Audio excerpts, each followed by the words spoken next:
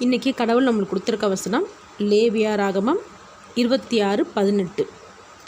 இவ்விதமாய் நான் உங்களுக்கு செய்தும் இன்னும் நீங்கள் எனக்கு செவிகொடாதிருந்தால் உங்கள் பாவங்களின் நிமித்தம் பின்னும் ஏளதனையாக உங்களை தண்டித்து. இந்த வசனத்தை கொண்டு கடவுள் நம்மகிட்ட என்ன சொல்கிறத பார்ப்போம். நமக்கு எவ்வளவோ கடவுள் செஞ்சுருக்கிறாரு. ஆனாலும் நம்மளோட சூழ்நிலையை பார்த்து கடவுள் சொல்கிற வார்த்தையின் மீது நம்பிக்கை இல்லாமல் நாம் இருக்கும்போது கடவுளுக்கு கோபம் வருது, வேதனையும் வருது. நம்மளோட கஷ்டமான சூழ்நிலையில் இருந்து நம்ம தப்பிக்கணும்னா கடவுள்கிட்ட தான் நம்ம போகணும். நம்ம எப்படியாச்சும் பிரச்சனையில் இருந்து விலகணும்னு தவறான பாதையில் நாம் போகும்போதும் தவறான ஆட்களை தேடி நம்ம போகும்போதும் கடவுள் நமக்கு தவறான பாதையை விட்டு விலகுன்னு சொல்கிறத நம்ம கேட்காம அவரோட வார்த்தையின்படி செய்யாமல் நம்ம இருக்கும்போதும் அவரோட கோபத்துக்கு ஆளாகிறோம்.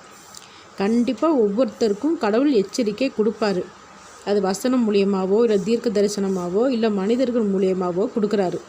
நாம் அதில் சுதாரித்து கடவுள் சொல்கிற வழியில் நம்ம நடக்கும்போது கடவுள் தண்டிக்காமல் நம்மளை பிரச்சனையிலிருந்து விலக்கி பாதுகாக்கிறாரு. ஆமேன்.